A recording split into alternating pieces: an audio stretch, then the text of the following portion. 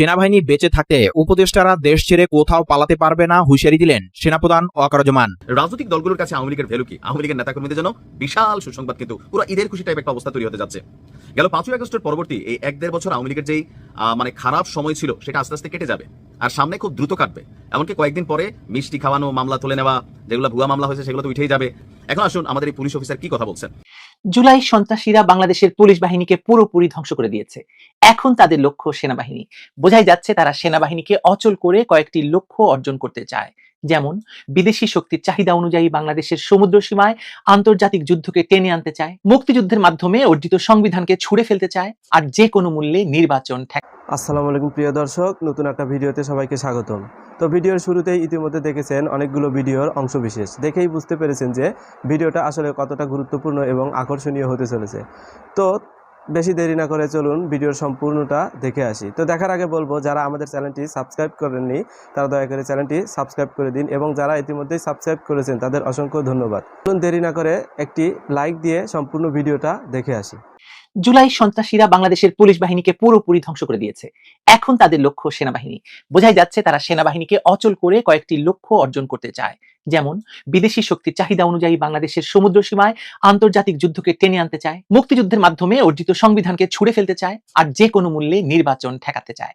এগুলোর পক্ষে সেনাবাহিনী এখনো অনড় অবস্থানে থাকায় 30 সেনা কর্মকর্তাকে এখন গ্রেপ্তার করে পুরো সেনাবাহিনীকে পুলিশের মতো অচল করে দেওয়াই কি জুলাই সন্ত্রাসীদের লক্ষ্য? চলুন দেখা যাক বিস্তারিত। বাংলাদেশের পুরো আইন শৃঙ্খলা রক্ষাকারী বাহিনী এখন ভয়াবহ অচল অবস্থার মধ্যে পড়েছে। জুলাইয়ের সহিংসতা ও পরবর্তী সন্ত্রাসী হামলায় শত শত পুলিশ কর্মকর্তা প্রাণ হারিয়েছেন, কয়েক হাজার সদস্য আহত হয়েছে, চাকরি হারিয়েছেন অসংখ্য পুলিশের কর্মকর্তা। এর প্রভাবে পুরো বাহিনীর পুলিশ বাহিনীর মনোবল ভেঙে পড়েছে। আজ এমন পরিস্থিতি হয়েছে যে সাধারণ মানুষও পুলিশকে আক্রমণ করছে, আর অনেক পুলিশ সদস্য বলছে তারা আর এই বাহিনীতে থাকতে চান না, তারা নিজেদের জীবন বাঁচাতে অন্যত্র কাজ করছেন। এই পরিস্থিতিতে এখন প্রশ্ন উঠছে, পুলিশের পর এবার কি লক্ষ্য সেনাবাহিনী? কারণ রাষ্ট্রের সার্বভৌমত্বের প্রতীক হিসাবে যাদের উপর নির্ভর করে মানুষ, দেশ, সেই বাহিনীকে এখন এক ধরনের অচল অবস্থার দিকে ঠেলে দেওয়া হচ্ছে। বিভিন্ন পর্যবেক্ষকের মতে দেশের ভেতরে ও বাইরে থাকা কিছু গোষ্ঠী চায় সেনাবাহিনীর ভেতর বিভাজন সৃষ্টি করে এই প্রতিষ্ঠানকে ভেঙে ফেলতে। তারা জানে বাংলাদেশের সেনাবাহিনী বিদেশি শক্তির স্বার্থে কোনো আঞ্চলিক যুদ্ধে জড়াতে রাজি নয়।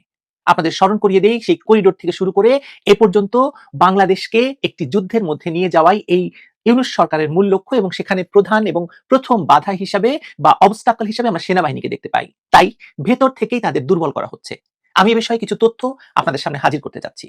এটা লুকোনো কিছু নয় যে বাংলাদেশ সেনাবাহিনী সবসময় দেশের সার্বভৌমত্বের প্রশ্নে দৃঢ় অবস্থান নিয়েছে। কখনো কখনো একটু বেশি তারা দেশপ্রেম দেখিয়েছে। তারা কখনোই বিদেশি শক্তির চাপ বা আঞ্চলিক ষড়যন্ত্রে পা দেয়নি বলে প্রমাণ রয়েছে, যেমনটি পাকিস্তানের সেনাবাহিনী করে থাকে। সম্প্রতি প্রকাশিত কয়েকটি প্রতিবেদনে দেখা গেছে সীমান্তে মানবিক করিডোর বা আঞ্চলিক সামরিক রুট খোলার প্রস্তাব সেনাবাহিনী গ্রহণ করেনি। তাদের যুক্তি ছিল স্পষ্ট, বাংলাদেশে কোনো সংঘাত বা প্রক্সি যুদ্ধের করিডোর হবে না। এই অবস্থান অনেককেই অস্বস্তিতে ফেলে দিয়েছে, বিশেষত তাদের যারা দেশের ভূ রাজনীতি নিজেদের সুবিধা মতো ব্যবহার করতে চায়, অথবা যে বিদেশি শক্তি তাদেরকে ক্ষমতায় বসিয়েছে তাদের পারপাস সার্ভ করতে চায়। বঙ্গোপসাগর ও সেন্ট মার্টিনকে কেন্দ্র করে সম্প্রতি বড় শক্তিগুলোর আগ্রহ অস্বাভাবিকভাবে বেড়েছে। দক্ষিণ চীন সাগরের উত্তেজনা এখন বঙ্গোপসাগরে এসে পৌঁছে গেছে। যুক্তরাষ্ট্র, ভারত, চীন সব পক্ষই এখন এই অঞ্চলের সামরিক ও বাণিজ্যিক রুটে প্রভাব বাড়াতে চাইছে। বাংলাদেশের অবস্থান তাই অত্যন্ত কৌশলগত। সেনাবাহিনী এখন এই অবস্থানটিকে নিরপেক্ষ এবং ভারসাম্যপূর্ণ রাখতে চাইছে, যেটি বাংলাদেশের বিগত প্রধানমন্ত্রী অথবা এই সদ্য ক্ষমতাচ্যুত প্রধানমন্ত্রী শেখ হাসিনা এবং তার দল আওয়ামী লীগ সবসময় বলে এসেছে। তারা স্পষ্টভাবে জানিয়ে দিয়েছে বাংলাদেশ কোনো পক্ষের হয়ে কাজ করবে না, দেশের স্বার্থই হবে তাদের একমাত্র অগ্রাধিকার। এই নীতিগত অবস্থানকেই এখন কেউ কেউ নিজেদের স্বার্থের পথে বাধা হিসেবে দেখছে। এর সঙ্গে নতুন একটি বিষয় যোগ হয়েছে, দেশে অস্ত্র পাচার এবং সন্ত্রাসী সংগঠনগুলোর পুনর্গঠনের পুরোপুরি আশঙ্কা দেখা দিয়েছে। আজকে একটি রিপোর্ট দেখা গেছে যে বাংলাদেশে নতুন 7টি রুটে অস্ত্র আসছে। বিভিন্ন সংবাদ মাধ্যমে সম্প্রতি একথা আরো উল্লেখ করা হয়েছে যে দেশের 7টি রুট দিয়ে অবৈধ অস্ত্র প্রবেশ করছে। এই অস্ত্র কারা ব্যবহার করবে, কি জন্য আসছে, নির্বাচনকে সামনে রেখে এবং পুরো বাংলাদেশের ভেতরে অস্থিতিশীলতা সৃষ্টি করে বাংলাদেশের রাষ্ট্র ক্ষমতা আবারও দখল করবে। এবং এবার দখল করবে কারা, সেটা তো আসলে নিউ ইয়র্ক টাইমস বলেছে, জাপান টাইমস বলেছে, এবং অন্যান্য বিশ্লেষকরা তো বলছেন এবার বাংলাদেশের ক্ষমতা দখল কারা করবে, তারা হচ্ছে একটি ভয়ঙ্কর উগ্র জঙ্গি গোষ্ঠী। এই খবর সেনা এবং নিরাপত্তা বাহিনীর উদ্বেগ বাড়িয়েছে। স্বাভাবিকভাবেই সেনা সদর দপ্তর মনে করছে যারা দেশের অভ্যন্তরে অস্থিরতা সৃষ্টি করতে চায় তারাই এই অস্ত্র প্রবাহের পেছনে সক্রিয়। এটা নিছক চোরাচালান নয়, বরং একটি পরিকল্পিত প্রচেষ্টা রাষ্ট্রকে অস্থিতিশীল করার জন্য। এই প্রক্রিয়ার কেন্দ্রবিন্দুতে আছেন সরকারের তথাকথিত নিরাপত্তা উপদেষ্টা রজার রহমান বা ওরফে খলিলুর রহমান, যিনি নানাভাবে বাহিনীর ভেতরে উত্তেজনা এবং অবিশ্বাস বাড়ানোর চেষ্টা করছেন বলে অভিযোগ উঠেছে। দেশের সীমান্তে অস্থিরতা, উস্কানিমূলক বক্তব্য আর একের পর এক প্রশাসনিক চাপ সব মিলিয়ে সেনাবাহিনীর ভেতর এক অস্বস্তিকর এবং ভয়াবহ পরিবেশ তৈরি হয়েছে। এসব কারণেই কি আন্তর্জাতিক অপরাধ ট্রাইব্যুনাল হঠাৎ করে 30 জন উচ্চপদস্থ সেনা কর্মকর্তার নামে গ্রেপ্তারি পরোয়ানা জারি করেছে? অভিযোগ কি? অভিযোগ হচ্ছে অতীতে মানবাধিকার লঙ্ঘনের ঘটনা। এই পদক্ষেপ হঠাৎ করেই গোটা বাহিনীর উপর এক ধরনের চাপ তৈরি হয়েছে। কেউ বলেছেন এটা ন্যায় বিচারের প্রক্রিয়া, আবার কেউ মনে করছেন এই সময়টায় এমন পদক্ষেপের রাজনৈতিক প্রভাব ভেবে দেখা দরকার। কারণ বাহিনীর ভেতরে এখন আস্থার সংকট বাড়ছে। কে কাকে বিশ্বাস করবে, কে কার পক্ষে আছে, এই প্রশ্নগুলো ঘুরছে ভেতরে আর বাহিরে সর্বত্র। আর এতে মনে হচ্ছে পুরো সেনাবাহিনীকে এখন প্রশাসন, আইন, বিচার, এমনকি জনগণের সাথেও মুখোমুখি দাঁড় করিয়ে দেওয়া হচ্ছে। মুক্তিযুদ্ধের উত্তরাধিকার এই বাহিনী এতদিন ধৈর্য এবং সংযমের পরিচয় দিয়ে এসেছে, কিন্তু এই ধারাবাহিক উস্কানি এবং অপমানের মধ্যে তাদের ধৈর্যের সীমা কোথায় গিয়ে শেষ হবে, এটা এখন বড় প্রশ্ন। সাংবাদিক সম্মেলনে সেনাবাহিনীর পক্ষ থেকে জানানো হয়েছে যে যাদের নামে এই গ্রেপ্তারি পরোয়ানা জারি হয়েছে তাদের মধ্যে 15 জন, মানে অর্ধেক, এখন সেনা কাস্টডিতে আছেন। সেটাই থাকার কথা। যদি অভিযোগ থাকে তাহলে সেনাবাহিনীর বিচার সেনাবাহিনী করবে, সেনা আদালতে হবে। এটাই হচ্ছে বাংলাদেশের প্রচলিত নিয়ম। বাংলাদেশের ইতিহাসে সেনাবাহিনী সবসময় গুরুত্বপূর্ণ, কখনো কখনো নির্ণায়ক ভূমিকা রেখেছে। স্বাধীনতার পর সেনাবাহিনী শুধু সীমান্ত রক্ষা নয়, বরং রাষ্ট্র পরিচালনা, অবকাঠামো নির্মাণ, দুর্যোগ মোকাবেলা সব ক্ষেত্রেই ছিল দেশের ভরসা। কিন্তু একই সঙ্গে আমাদের ভুলে গেলে চলবে না যে 1975 সালের ট্র্যাজেডি, দুজন রাষ্ট্রপতিকে হত্যা, অভ্যুত্থান, পাল্টা অভ্যুত্থান সব এই বাহিনীর নামের সঙ্গে জড়িয়ে আছে। ফলে সেনাবাহিনীকে মানুষ শ্রদ্ধাও করে, আবার ভয় করে এবং সংশয় করে, এবং বলা হয়ে থাকে সত্যি কথা বলাটা সহজ কাজ না। আর যখন আপনি প্রশাসনের কোনো গুরুত্বপূর্ণ দায়িত্বে থাকেন, অনেক কিছুই ঘটে। যেমন ধরুন আপনার একটা পরিবার, তো সেখানে ভাই বোন সন্তানদের নিয়ে অনেক ঘটনা ঘটে, যেটা আপনি বাহিরে প্রকাশ করেন না, এটা নিয়ে কাউন্টার করেন। আর ঘরের ভিতরে যেগুলো ঘটে সেটা মানুষ বাহিরে বলেই না। প্রত্যেকটা প্রতিষ্ঠান সিস্টেমে এভাবেই চলে। কিন্তু যখন স্পর্শকাতর কোনো তথ্য সামনে আসে আর প্রশাসনের পক্ষ থেকে এই তথ্যটা দেওয়া হয়, তখন এটা নিয়ে পজিটিভ নেগেটিভ দুইটা ভাইবই কিন্তু তৈরি হয়। তবে আমি বাংলাদেশ পুলিশের চট্টগ্রাম রেঞ্জের যিনি উপমহাপরিদর্শক আছেন, ডিআইজি আহসান হাবিব পলাশ স্যার, তিনি যেই কথা বলছেন এই কথাটা শতভাগ কিন্তু সত্য, শতভাগ, এখানে কোনো ভুল নাই। তিনি যেটা বলছেন বাংলাদেশের মানুষের ভেতরে যে জিনিসগুলো ঘুরে আমরা যা ভাবি বা বলি ঘুরাইয়া পেঁচাইয়া, তিনি সরাসরি বলে দিচ্ছেন। রাজনৈতিক দলগুলোর কাছে আওয়ামী লীগের ভ্যালু কি? আওয়ামী লীগের নেতাকর্মীদের জন্য বিশাল সুসংবাদ, কিন্তু পুরো ঈদের খুশি টাইপ একটা অবস্থা তৈরি হতে যাচ্ছে।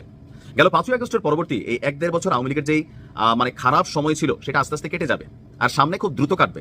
এমনকি কয়েকদিন পরে মিষ্টি খাওয়ানো, মামলা তুলে নেওয়া, যেগুলো ভুয়া মামলা হয়েছে সেগুলো তো উঠেই যাবে, হাদিয়াটা দিয়েও পড়তে পারে। কারণ এই মুহূর্তে আগামী জাতীয় সংসদ নির্বাচনকে কেন্দ্র করে আপনি দেখবেন বিএনপি বলেন, জাতীয় পার্টি বলেন, জামাত ইসলাম বলেন, এনসিপি বলেন, প্রত্যেকেই আওয়ামী লীগের যে ফ্লোটিং ভোটার, যারা ক্ষমতায় যাওয়ার ভারসাম্যটাকে ব্যালেন্স করবে, তাদের পিছনে কিন্তু দৌড়াচ্ছে। আর এই কথাগুলো প্রকাশ্যে না থাকলেও অপ্রকাশ্যে কিন্তু ঘটতেছে। কারণ ওই দিন সার্জি যখন কোথায় গেলেন, ছাত্রদলের এক নেতা বললেন, ভাই আপনার পাশ থেকে এই আওয়ামী লীগের লোকগুলারে সরান। তার মানে সবাই কিন্তু একটা সেটেলমেন্টে চলতেছে। এখন আসুন আমাদের এই পুলিশ অফিসার কি কথা বলছেন। তিনি বলছেন যে বিগত সরকারের সমর্থকদের নিজেদের দলে ভেড়ানোর জন্য প্রায় সব রাজনৈতিক দল উঠে পড়ে লেগেছে। তাদের আগের যে কর্ম সেইটাকে উপেক্ষা করে, মানে বাদ দিয়ে, আগের যে অপরাধ সেইটাকে ঢেকে নিজ নিজ দলে ভেড়ানোর যে অপচেষ্টা চলছে সেটা আমাদের জন্য বিব্রতকর, মানে পুলিশের জন্য। এখন ঘটনাটা আমি ব্যাখ্যা দিই। যেমন বাংলাদেশের বিভিন্ন জায়গায় হয় কি, আওয়ামী লীগের অনেক নেতা কর্মীকে পুলিশ আটক করার পরে এমন হয়েছে যে একই থানায় আপনার জামাতের কোনো নেতা গেছেন তাকে ছোটাইতে, বিএনপির কোনো নেতা গেছেন ছোটাইতে, এমনকি দুইজনও গেছেন এমন হয়েছে তাকে ছোটাইতে। তবে ওই ব্যক্তিগুলো কারা? স্বাভাবিকভাবে যাদের এলাকাতে জনপ্রিয়তা আছে, যাদের মাধ্যমে ভোট কালেকশন হবে। আবার অনেক ক্ষেত্রে এমন হয় যে নিরপরাধ একটা মানুষ সম্মানিত, তিনি একটা ভুয়া মামলায় ফাঁসে গেছেন। সেক্ষেত্রে আমি জামাতকে দেখছি যে দুই একটা ক্ষেত্রে তারা সহযোগিতা করছে, এটা একটা। কিন্তু বেশিরভাগ ক্ষেত্রে পলিটিশিয়ান যারা আছেন তারা ভোটের ফয়দা হিসাব করে যে এই লোকটা যদি এই মামলাটা থেকে ছোটাই নেই, পুলিশ থেকে বের করে নিতে পারি, তাহলে হবে কি যে আগামীতে ভোটের মাঠে তার ব্যাকআপটা আমরা পাবো। এরকম কিন্তু হয়। আর এই কারণে পুলিশ অফিসার বলছেন যে তারা বিব্রতকর। তার বক্তব্য, পুলিশ গ্রেপ্তার করলে কোনো কোনো সময় তারা একসঙ্গে গিয়ে এর প্রতিবাদ করে, কোর্টে গিয়ে তাদের পক্ষে দাঁড়িয়ে জামিন সহ অন্যান্য কার্যক্রম করে থাকে, যেগুলো আমাদের জন্য অনেক বড় চ্যালেঞ্জ হয়ে দাঁড়াচ্ছে দিনে দিনে। আজকে আপনার চট্টগ্রামের আঞ্চলিক লোক প্রশাসন প্রশিক্ষণ কেন্দ্রে নির্বাচন প্রক্রিয়ায় ভোট গ্রহণকারী যারা আছেন কর্মকর্তা, তাদের দায়িত্ব নিয়ে বিভিন্ন বিষয়ে আলোচনার এক পর্যায়ে আপনার ডিআইজি সাহেব এই কথা বলছেন যে কোন দল ক্ষমতায় আসবে সেটি মাথায় রেখে কাজ করার প্রবণতা সুষ্ঠু নির্বাচনের প্রতি বাধা, এটা আমরা জানি। যাই হোক, তো তার বক্তব্য, নির্বাচন এখন অনেকের কাছে বিনিয়োগ এবং ব্যবসার মতো হয়ে গেছে। এত ফুটিকা খাওয়া টাইপের সত্যি কথা কেমনে বলেন? আসলে একজন পুলিশ অফিসার এরকম সৎ হওয়া জরুরি। এরপর বলছেন, ক্ষমতায় গেলে সম্পদ বাড়ানোর সুযোগ থাকে, এই মানসিকতা সুষ্ঠু নির্বাচনের অন্তরায়, মানে বাধা। টাকা জমানোর প্রবণতার কারণে প্রার্থীরা অপকর্মে জড়িয়ে গেছে, যা আইন শৃঙ্খলা পরিস্থিতিকে কঠিন করে তুলছে। আর এর ফলে এখানে অনেক কিছু তৈরি হচ্ছে যা আইন শৃঙ্খলা বাহিনীর জন্য সামাল দেওয়া কঠিন হয়ে পড়েছে। তো এই যে আলোচনা, অথবা ধরেন উপদেষ্টাদের অনেকে যোগাযোগ করছেন, জুলাই যোদ্ধারা ক্ষমা চাচ্ছেন, সামহাও এখন যে মানে ন্যারেটিভটা তৈরি হচ্ছে, সামহাও আস্তে আস্তে যে আওয়ামী লীগের ইম্পর্টেন্স তৈরি হয়ে যাচ্ছে। আর এটা কিন্তু বাস্তব। জুলাই আগস্টের অপরাধ এগুলো ওই কয়েকজন নেতার মুখে আপনি যা শোনেন, বাস্তবে হচ্ছে লোকাল পর্যায়ে ওই পলিটিক্যালি যাদের সাথে একটু শত্রুতা ছিল অথবা আওয়ামী লীগ ক্ষমতায় থাকার ফলে বিএনপির যেসব নেতাদের দৌড়াইছে বা জামাতে যাদেরকে দৌড়াইছে তারা হয়তো লোকালি পার্সোনালি অনেকেই প্রতিশ্রুতি নিচ্ছেন, কিন্তু এর বাইরে অন্য কিছু হচ্ছে না। ওই বক্তব্যের মধ্যে একদম ভাই চেতনা টেতনা, যারা চেতনার কথা বলেন নিজেরাও বহুত জায়গায় চেতনা হারাই ফেলছেন, এটা কিন্তু প্রমাণিত বিভিন্ন সময়। তো এই সকল ইস্যু থেকে আওয়ামী লীগের জন্য যত নির্বাচন ঘনিয়ে আসবে তত ঈদের খুশি টাইপের হইতে থাকবে। মিষ্টি খাবে, মোয়া খাবে, রসমালাই খাবে, এরকম কিন্তু জামায়াত শুরু হচ্ছে। আর এটা আপনি চাইয়া চুইয়া এইসব ডায়লগ দিয়ে কোনো কিছু বন্ধ করতে পারবেন না, কারণ রাজনীতি। তো প্রিয় দর্শক, আশা করছি সম্পূর্ণ ভিডিওটা মনোযোগ দিয়ে দেখেছেন। দেখে কি বুঝলেন এবং কি জানলেন আপনাদের গুরুত্বপূর্ণ মতামতগুলো কমেন্ট বক্সে জানিয়ে দিন এবং পারলে ভিডিওটা শেয়ার করে অন্যকে দেখার সুযোগ করে দিন।